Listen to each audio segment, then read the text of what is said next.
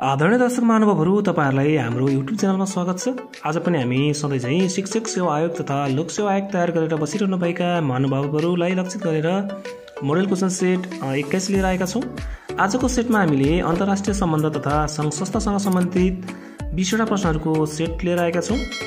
आशा छ तपाईहरुलाई आजको हाम्रो भिडियो सामग्री विशेष उपयोगी हुनेछ। तपाईहरु हाम्रो युट्युब च्यानलमा नयाँ हुनुहुन्छ भने कृपया हाम्रो युट्युब च्यानललाई सब्स्क्राइब गरिदिनु होला। हाम्रो भिडियोलाई अन्तिमसम्म हेरेर कमेन्ट गरिदिनु होला। हाम्रो भिडियो मन परेमा शेयर गरिदिनु होला। हजुरहरुको लाइक, शेयर र सब्स्क्राइबले हामीलाई थप यस्तै किसिमका भिडियोहरू बनाउनको लागि हौसला तथा ऊर्जा मिल्नेछ। आशा छ आजका सेटका सबै प्रश्नहरू तपाईहरुले मिलाउनु हुनेछ। अब ढिला नगरिकन लाग्छौं आजको हाम्रो मोडल क्वेशन सेट 21 का प्रश्नहरुतर्फ। प्रश्नहरू यस प्रकार रहेका छन्। पहिलो प्रश्न रहेको छ,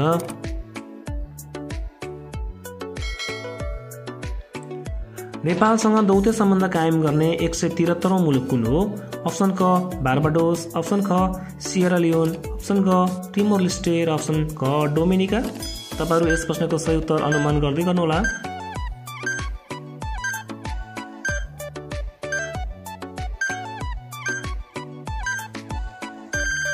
यस प्रश्नको सही उत्तर रहेको छ टिमोर लेस्टे। नेपालसँग दौत्य सम्बन्ध कायम गर्ने 173औं मुलुक टिमोर लेस्टे हो। अब लागौं आजको हाम्रो सेटको दोस्रो प्रश्नतर्फ। दोस्रो प्रश्न यस प्रकार रहेको छ, नेपालसँग सर्वप्रथम दौत्य सम्बन्ध भएको मुलुक कुन हो? अप्सन क भारत, अप्सन ख बेलायत, अप्सन ग चीन र अप्सन ग अमेरिका।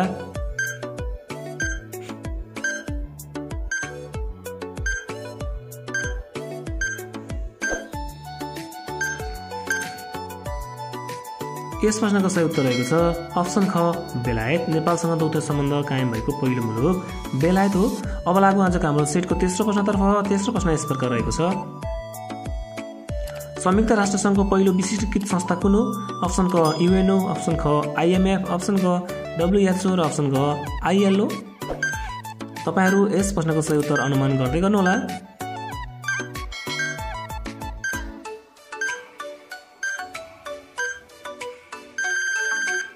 यस प्रश्नको सही उत्तर रहेको छ अप्सन घ आइएलओ। संयुक्त राष्ट्र संघको पहिलो विशिष्टीकृत संस्था चाहिँ आइएलओ हो। अब लागौं आजको हाम्रो सेटको चौथो प्रश्नतर्फ। चौथो प्रश्न यस प्रकार रहेको छ, संयुक्त राष्ट्र संघको विशिष्टीकृत संस्था खाद्य तथा कृषि संगठनको प्रधान कार्यालय कहाँ रहेको छ? अप्सन क रोम, अप्सन ख जेनेभा, अप्सन ग लन्डन, अप्सन ग पेरिस। तपाईहरु यस प्रश्नको सही उत्तर अनुमान गर्दै गर्नुहोस्।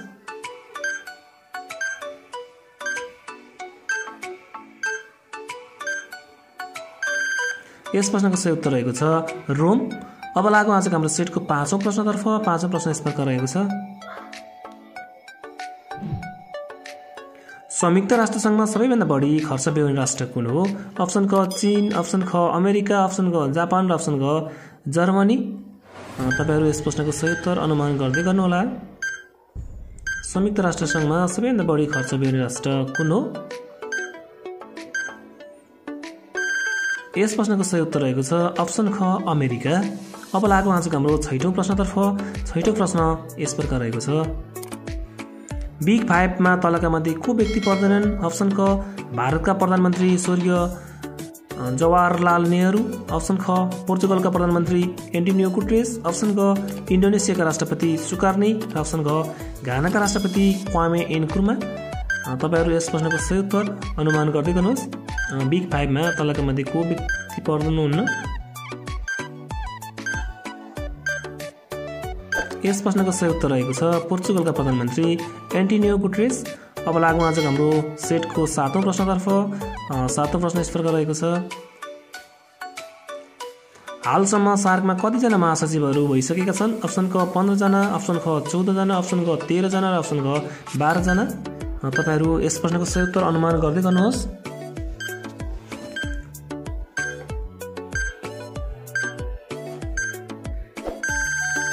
यस प्रश्नको सही उत्तर रहेको छ अप्सन ख 14 जना। अहिलेसम्म सार्कमा 14 जना महासचिवहरू भइसकेका छन्। अब लागौं आजको हाम्रो सेटको आठौं प्रश्नतर्फ। आठौं प्रश्न यस प्रकार रहेको छ, सार्क ऊर्जा केन्द्र कहाँ रहेको छ? अप्सन क नेपाल, अप्सन ख भारत, अप्सन ग भुटान र अप्सन ग पाकिस्तान। सार्क ऊर्जा केन्द्र कहाँ रहेको छ? तपाईहरु सही उत्तर कमेन्ट गर्दै गर्नुहोला।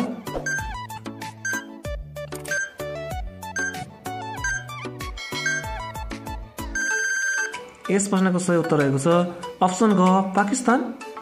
अब लागौँ आजको हाम्रो सेटको 9औं प्रश्नतर्फ। 9औं प्रश्न यस प्रकार रहेको छ नेपालको सबैभन्दा पछि दौत्य सम्बन्ध स्थापना भएको राष्ट्र कुन हो? नेपालको सबैभन्दा पछि दौत्य सम्बन्ध कायम भएको सार्क राष्ट्र कुन हो? अप्सन क भुटान, अप्सन ख भारत, अप्सन ग अफगानिस्तान र अप्सन घ पाकिस्तान। सबैभन्दा पछि दौत्य सम्बन्ध कायम भएको सार्क राष्ट्र कुन हो? तपाईहरु यस प्रश्नको सही उत्तर कमेन्ट गर्दै गर्नु होला। यस प्रश्नको सही उत्तर रहेको छ अप्सन क भुटान। नेपालको सबैभन्दा पछि दौत्य सम्बन्ध कायम भएको राष्ट्र सार्क राष्ट्र भुटान हो। अब लागौँ आजको हाम्रो सेटको 10औं प्रश्नतर्फ। 10औं प्रश्न यस प्रकार रहेको छ सार्क शिखर सम्मेलनमा पर्यवेक्षक नभएको मुलुक कुन हो? अप्सन क अमेरिका, अप्सन ख अस्ट्रेलिया, अप्सन ग रुस र अप्सन ग चीन। सार्क शिखर सम्मेलनमा पर्यवेक्षक नभएको मुलुक कुन हो? तपाईहरु सही उत्तर अनुमान गर्दै गर्नु होला।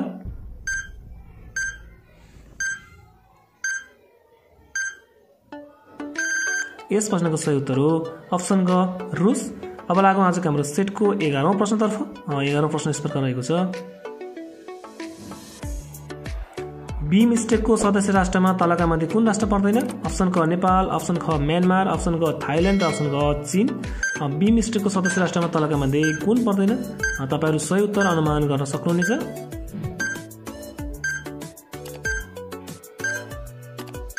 यस प्रश्नको सही उत्तर रहेको छ अप्सन ग चीन। बिमस्टेकको सदस्य राष्ट्रमा चाहिँ चीन पर्दैन। अब लागौँ आजको हाम्रो सेटको 12औं प्रश्नतर्फ। 12औं प्रश्न यस प्रकार रहेको छ आसियानको स्थापना कहिले भएको थियो?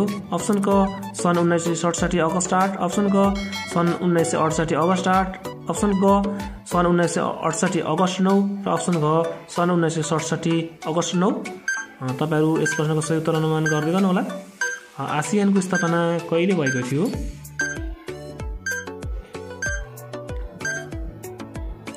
यस प्रश्नको सही उत्तर रहेको छ अप्सन क सन् 1967 अगस्ट 8। अब लागौँ आजको हाम्रो सेटको 13औं प्रश्नतर्फ। 13औं प्रश्न यस प्रकार रहेको छ आसियानको पहिलो शिखर सम्मेलन कहाँ भएको थियो? अप्सन क फिलिपिन्स मनिला, अप्सन ख इन्डोनेसिया बाली, अप्सन ग भियतनाम हनोई र अप्सन ख थाइल्यान्ड बैङ्कक। आसियानको पहिलो शिखर सम्मेलन कहाँ भएको थियो? तपाईहरु सही उत्तर अनुमान गर्न सक्नुहुनेछ।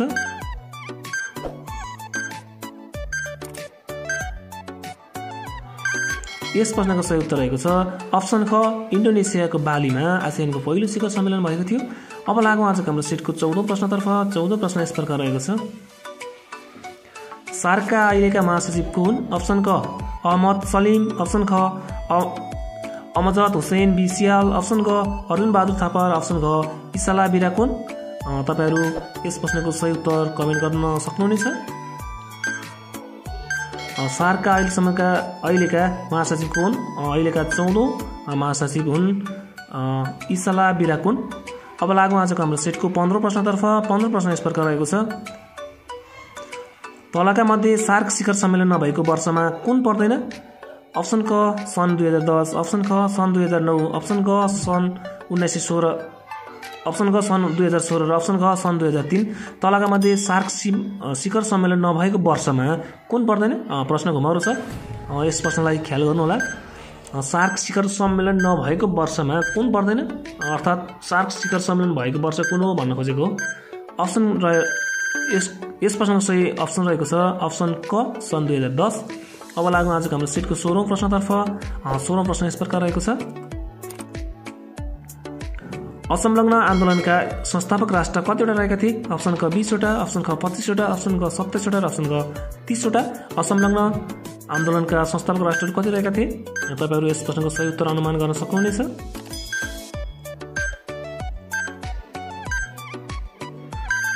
यस प्रश्नको सही उत्तर रहेको छ अप्सन ख 25 वटा।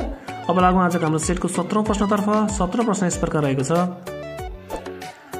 इन्टरपोलको मुख्यालय कहाँ रहेको छ? अप्सन क बेलायतको लन्डन, अप्सन ख अमेरिकाको न्युयोर्क, अप्सन ग इटालीको रोम र अप्सन घ फ्रान्सको लियोन। इन्टरपोलको मुख्यालय कहाँ रहेको छ? तपाईहरु यस प्रश्नको कुनै सही उत्तर अनुमान गर्दै गर्नुहोस्।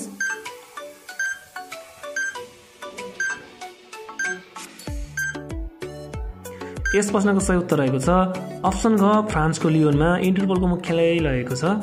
अब लागौँ आजको हाम्रो सेटको 18औं प्रश्नतर्फ। 18औं प्रश्न यस प्रकार रहेको छ ICIMOD इसिमोड केसँग सम्बन्धित रहेको छ? क राजनैतिक विकास, ख वातावरण प्रबन्धन र विकास, अप्सन ग वैदेशिक रोजगार, अप्सन ग माथिका सबै। इसिमोड केसँग सम्बन्धित रहेको छ? तपाईहरु यस प्रश्नको सही उत्तर अनुमान गर्दै गर्नुहोस्।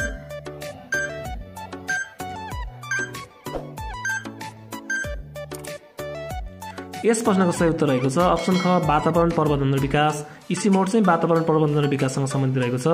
अब लागौँ आजको हाम्रो सेटको 19औं प्रश्नतर्फ। 19औं प्रश्न यस प्रकार रहेको छ, सबैभन्दा धेरै पटक नोबेल पुरस्कार पाउने संस्था कुन हो? अप्सन क UNHCR, अप्सन ख UNCTAD, अप्सन ग UNESCO युनेस्को र अप्सन ग WHO। सबैभन्दा धेरै पटक नोबेल पुरस्कार पाउने संस्था कुन हो? तपाईहरु यस प्रश्नको सही उत्तर अनुमान गर्दै गर्नुहोला।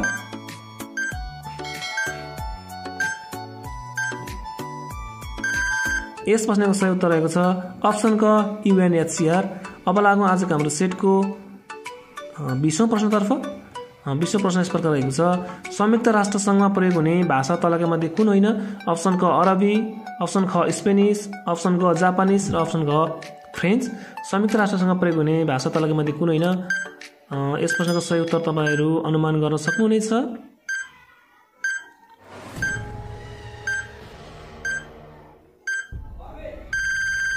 यस प्रश्नको सही उत्तर रहेको छ अप्सन ग जापानिज। संयुक्त राष्ट्रसँग प्रयोग हुने भाषा जापानिज होइन। यो सँगै आजको हाम्रो सेटका 20वटा प्रश्नहरू यही सकिएको छ। तपाईहरुलाई आजको हाम्रो भिडियो सामग्री कस्तो लाग्यो कृपया कमेन्ट गर्नुहोला। अन्तिमसम्म हाम्रो भिडियो सामग्रीलाई हेरेर साथ दिनुभएकोमा धन्यवाद।